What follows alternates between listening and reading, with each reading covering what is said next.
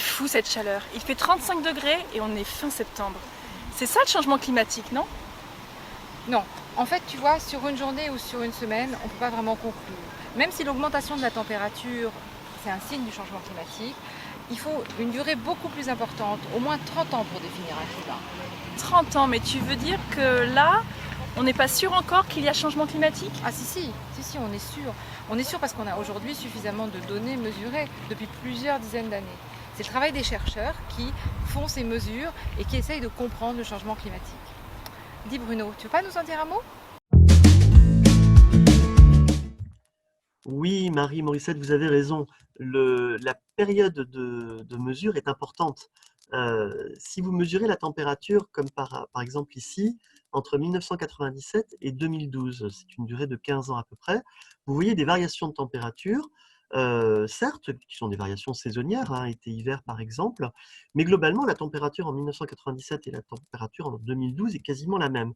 Donc on pourrait dire que la température n'a quasiment pas évolué. Si on remonte un petit peu plus loin dans le temps, par exemple sur le siècle dernier, les 100 dernières années, c'est le graphe bleu qui est en bas, et bien là on voit très clairement une augmentation de température depuis 100 ans. Alors c'est un défi de mesurer les températures dans le passé. Bon, à l'époque on avait encore des thermomètres, mais si vous voulez remonter encore plus loin dans le temps, vous avez ici un graphe qui vous montre l'évolution des températures sur les 1000 dernières années. Et sur 1000 ans, ben, bien sûr, on n'avait pas forcément les thermomètres que l'on a aujourd'hui.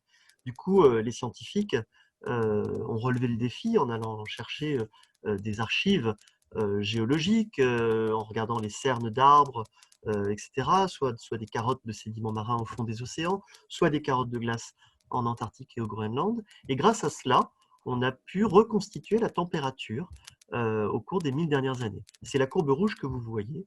Et là, très clairement, on voit une augmentation de température au cours du siècle dernier, entre 1900 et 2000. Et on a même réussi à récupérer des traces de l'atmosphère passée, en particulier dans les carottes de glace, ce qui nous a permis de regarder la quantité de CO2 dans l'atmosphère au cours du 15e, 16e siècle, il y a 1000 ans à peu près. C'est la courbe bleue que vous avez. Et là, ce qui est étonnant, c'est de voir effectivement l'évolution de ce taux de CO2 atmosphérique et de ces températures. On voit bien que les deux varient de concert en même temps. Et donc le CO2 actuellement augmente.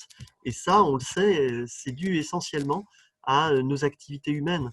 Lorsque vous brûlez de l'essence dans les voitures, ben, vous libérez du CO2, un CO2 qui n'était pas là avant l'ère industrielle, avant l'arrivée des voitures. Et ceci eh bien, montre bien la contribution de nos activités dans le réchauffement climatique actuel qui est avéré, que l'on observe bien. Et alors, qu'est-ce que ça veut dire pour nous sur la planète? Eh bien, une des conséquences du réchauffement climatique, c'est la montée du niveau des mers. D'ailleurs, seriez-vous capable de montrer par une expérience simple comment la température peut agir sur le niveau des mers? À vous de tester. Et nous aussi, nous allons essayer de notre côté.